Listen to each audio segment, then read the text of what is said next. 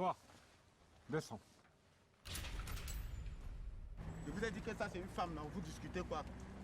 Viens. Maître. Dis à ta copine, il fait l'effort de marcher. C'est pas ma copine, c'est nigériane. Pour les Camerounais, c'est là-bas. Hello. Where are you from? Nigeria. Ah, Nigeria. What's your name? Hope.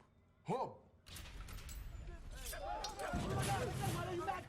My own sister. No vex. No, give my sister. Me, I no dey go anywhere. I no dey go anywhere with una. I no dey go na ghetto.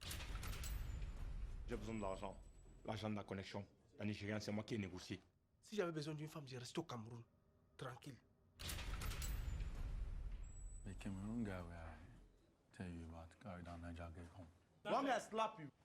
Multiply the money, I'll remove your ear. Why are we not leaving? Le passeport, c'est cher. You don't know see all the women were there and my woman. No withstand him.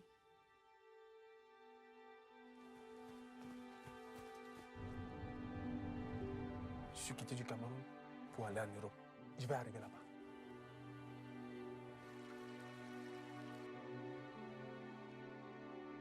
Tu penses à la souffrance que tu as laissée derrière toi. Donc même quand tu te blesses, tu ne sens pas. Il faut courir ce jour-là pour ne plus jamais courir de toute ta vie. Tu sais que tu es arrivé là où tu partais. La terre promise.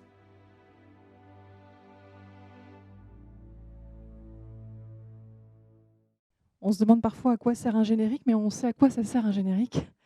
Parce qu'après ce genre de film, on a besoin d'un petit temps pour souffler, on va dire. La première chose qui m'est venue à l'esprit en voyant le générique, c'est de me dire le plus dur commence. C'est-à-dire qu'en gros, ce qu'ils viennent de passer là, c'est pas la fin du voyage et surtout pas le début. C'est triste. C'est triste. Ils sont prêts à se tuer et je me suis dit mais il n'y a plus rien d'humain là. En fait, tu dis que c'est pas humain, mais moi je crois au contraire que c'est très humain. C'est la survie. Moi aussi, je suis choquée par ce film. Moi aussi, je suis choquée par la violence. J'espère que pour vous, vous voyez des sourires, des regards, des sorties positives. Parce que c'est... Heureusement que les associations sont là, parce que J'ai la chance de travailler dans une association qui maintient les personnes, mais on les maintient dans rien. Dans des murs pour ne pas les mettre à la rue, mais ils n'ont plus rien. Seul leur courage et nous qui essayons de continuer. Les personnes quittent leur pays, non pas pour venir et pour un Eldorado et pour se dire « Oh là là, ça y est, j'aurai la belle vie ». Elles quittent leur pays pour sauver leur peau. Imaginez-vous, vous êtes dans une dictature et vous décidez de partir. Partir de chez vous, vous quittez tout. Hein. Vos amis, votre famille, tout ça, vous partez. Il faut avoir une certaine volonté, il faut avoir un certain courage. On ne parle dans les conversations, avec son voisin, que du problème du racisme. On ne parle pas du fait qu'on est content qu'il y ait des étrangers en France. Et que je pense qu'il faut qu'on le dise. Et la population en fait, qu'on rejette complètement actuellement en Europe, peut-être que dans 5 ou 6 ans, on va l'appeler en disant vous allez venir chez nous parce qu'on a besoin de vous pour travailler. Quoi. On découvre des trucs sous les bonnets et les parkas dégueulasses.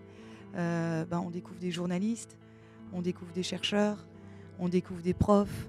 Et ça fait tout bizarre. Faut arrêter avec l'appel d'air, quoi. Un chercheur, un journaliste, un prof, etc. C'est bon, il vient pas chercher le pain des Français. Il vient chercher la paix.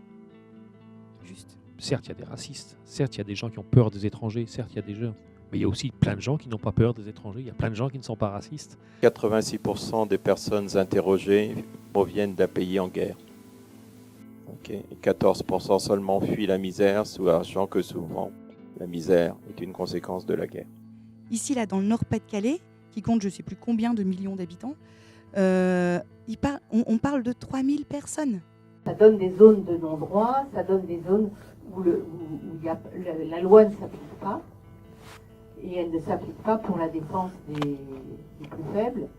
Le droit français dit que chaque personne, d'une manière inconditionnelle, que chaque être humain a ici en France le droit d'avoir un toit sur la tête. Ou on va vivre comme frères, essayer de partager avec les autres, ou on va tous mourir idiots. Moi, je dirais dans un monde idéal, il n'y aurait pas de frontières et chacun d'entre nous, être humain sur cette terre, pourrait aller où bon lui semble. Je m'éloigne un petit peu des choses, mais moi je crois que c'est important de montrer que malgré toute cette violence, il y a toujours ce rêve, cet espoir d'aller à un endroit où c'est meilleur. Je pense que des choses à faire, il y en a énormément et que l'éventail est très très large. Montrer qu'il y a aussi un autre discours qui existe et cet autre discours il est aussi puissant. Je pense que ça fait partie de notre rôle à chacun d'avoir ce discours quotidien pour montrer le positif des choses. Informez-vous et parlez-en autour de vous. Je pense que c'est la première des choses à faire. Après ça, bravo à vous pour votre travail, parce que je pense qu'il est nécessaire, important et utile. Et puis, nous aussi, peut-être d'en prendre un petit bout à notre charge. Hein. Voilà ce que ça m'inspirait. Rencontrer l'autre, entendre son histoire. C'est très important de changer le regard.